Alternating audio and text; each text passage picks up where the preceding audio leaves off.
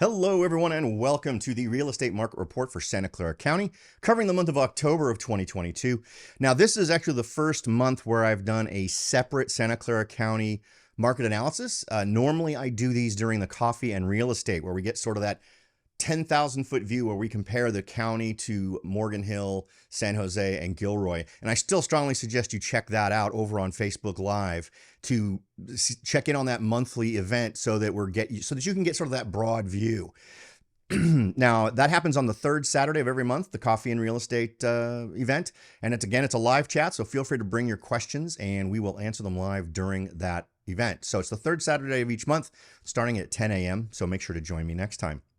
Now, let's go ahead and jump in. And the reason why I wanted to do a separate Santa Clara County market report was just so that it could be independent of the coffee and real estate. And I want you to be able to compare where different smaller communities are versus the overall numbers for the county.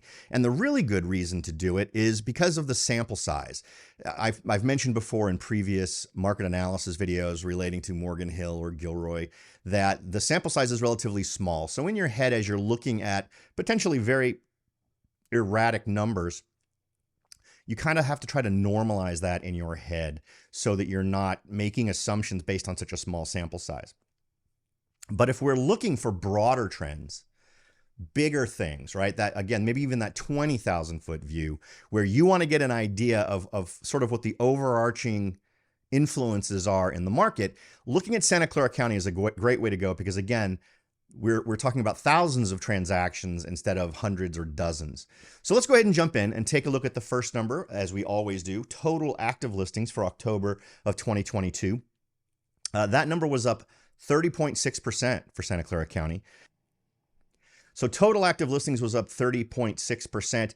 That boils down to, in October of 2022, we had 1,536 homes on the market. And as we've discussed in other videos, think of this total active listings number in two ways. Obviously, it's the total inventory available during the month of October, but it's also the competition number for sellers. So if you're a seller on the market in Santa Clara County, these are the number of homes that you have to compete against.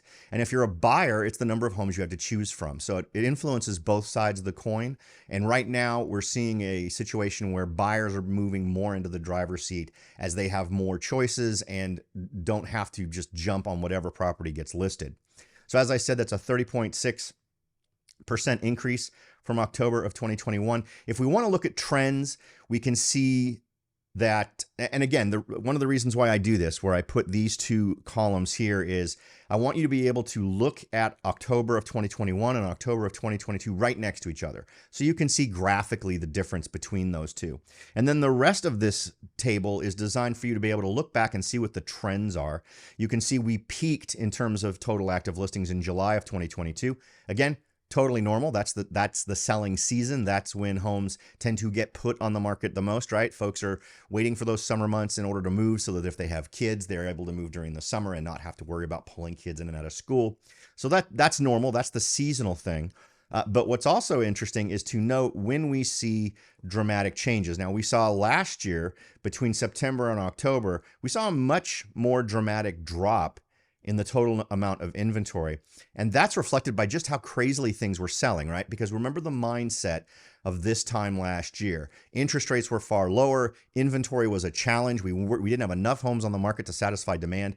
Now, with interest rates where they are and these other market influences, we're seeing homes staying on the market longer. We're seeing inventory growing. So I think the point I'm trying to make here is you're seeing these more subtle declines in inventory from August and September.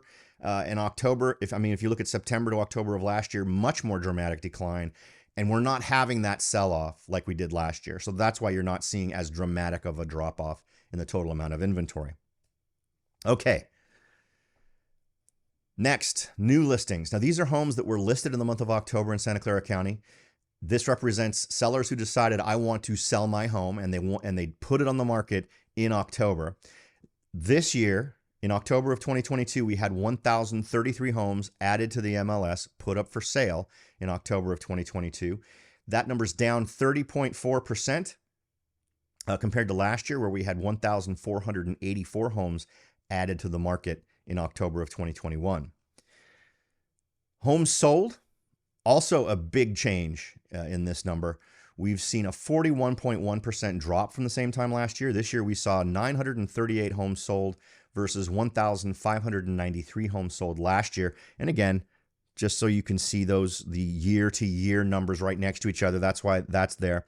And then to look back for a trend, this is really kind of interesting, where in December of last year, we saw drop-offs, right? And that's normal. We start to see the drop-off in activity once we start going into winter. It's the influence of winter plus holiday seasons, and then bottoming out in January, and then we start to see the increase. Now, if we look at September, October of last year, we saw a little bit of a drop in the number of homes sold last year. It was relatively small. It was 50, 60 home difference. This year, much bigger difference between September and October. So continuing fall off in sales. Buyers are still not jumping into the market to pick homes up and take homes off the market. And that's reflected here in these numbers. Average list price. Now, I always like to calibrate folks to the average list price, and we'll discuss a couple of things about this chart. So first, this is the original list price, meaning it's the price that the home was originally listed for. This is not what the home was listed for at the time that it sold, because I don't want to calculate in if they raised or decreased the prices, because we want to use this particular chart to assess the mindset of sellers. And right now, the mindset of sellers is they believe their homes are worth 10.6% more on average than they were last year. Last year, 1.64 million was about the average list price. This year, it's 1.814. So definitely an increase in expectations, and we'll see in a minute if actual sales numbers bore that out. Now, one other thing you'll see is going back to November of 2021, a huge jump in the average list price. That is in order for that number to get normalized, because that's not a correct number, because we're dealing with original list price.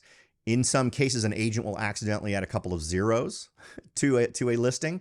So that's just an example of how, when you have a not gigantic seller size of sample, you can see these things being skewed one way or the other. So the real number there is probably about 1.6 for the November of 2021 number. But I wanted to just so this we could discuss, always being careful to look at the data that you're evaluating. In this case, I did note that there was a entry into the MLS where the listing agent inadvertently entered extra digits to the point where it was 20 million or 25 million or 200 million or something in that range, that was so big that it actually offset even the large numbers that we see for Santa Clara County.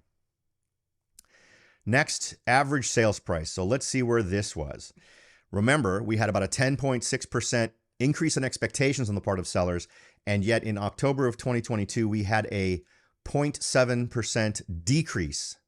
So a little over 0.5% decrease in what homes sold for. So clearly there's a disconnect between expectations and what the market is actually paying. Now, another thing to pay attention to here with this particular chart is this represents homes that closed escrow in October, which means the contract for that, the signed contract, when they agreed to the sale, probably actually happened in September. In fact, the vast majority of the transactions would have taken place in September and then closed 30 to 45 days later. So that's the nature of the beast. So this is always lagging a little bit behind in terms of what the latest numbers are. But of course, it's also the most up-to-date numbers you can possibly get. So just keep that in mind as we look at this.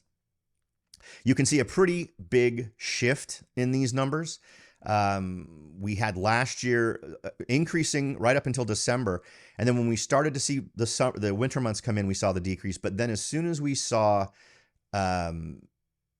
interest rates make their dramatic increase, we can see the influences of that as well, where we peaked out at 1.894 million and it's been steadily dropping ever since. Interestingly, though, we've had an increase after September to October in terms of just looking over our shoulder, looking back over the months in terms of what the average sales prices are. And because of the size of the market, the size of the sample, that's a reliable number to look at. So not sure what the influence there is that allowed folks to buy at a higher rate. Maybe I think we saw a slightly reduced interest rate. It didn't really make such an impact in other markets, But that's the only other thing I can think of that maybe allowed this to happen for October.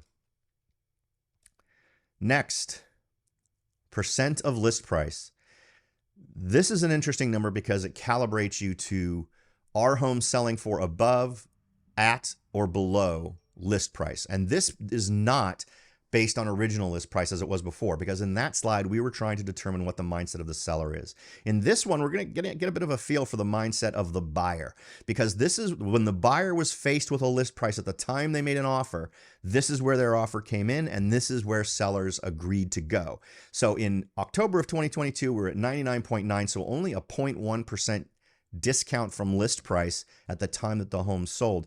But that's way down from last year's 107.5% in October of 2021. And this is one where the trend is extremely obvious, right? We saw it last year ramp up from September 2021 all the way up to March of 2022, where we reached a peak of 115.3%. So 15.3% over asking price. Frankly, ridiculous. In representing buyers during this time, it has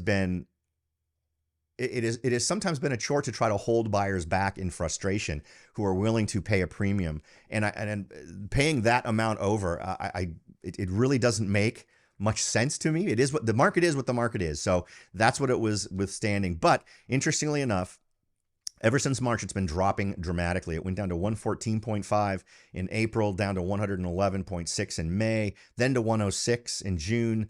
July saw it at 101.4, and then finally it was below 100% in August.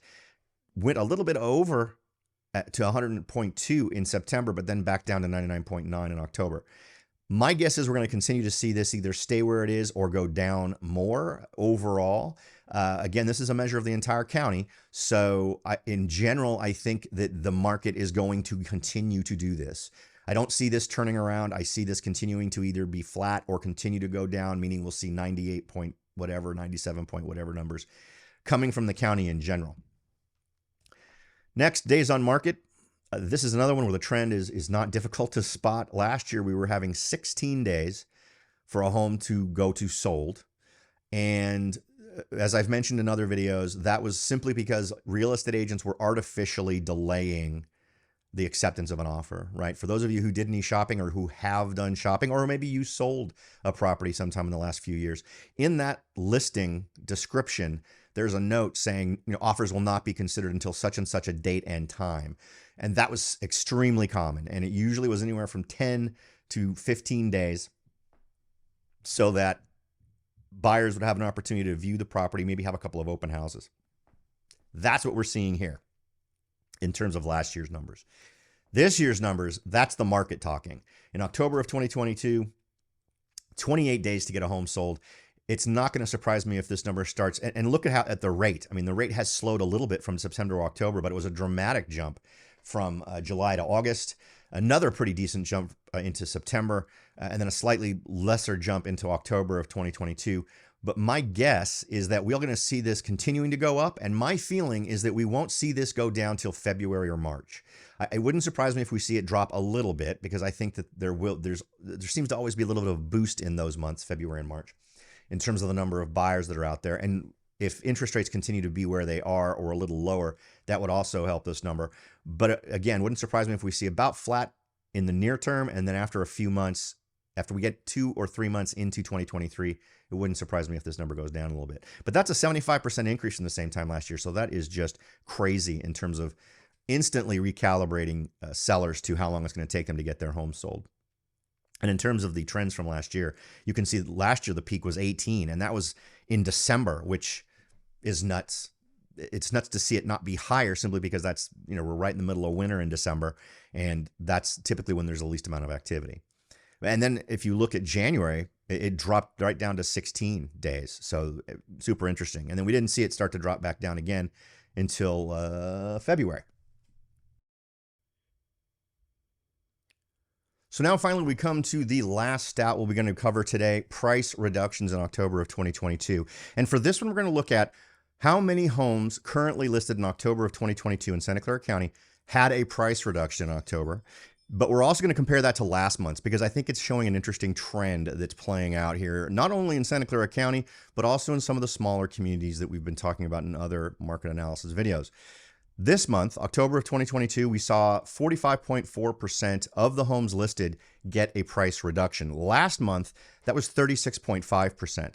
So we're seeing a ramping up number of sellers out there who are realizing they need to reduce their price in order to make it more attractive to buyers so they can sell. And this reflects the depression in what buyers are able to pay.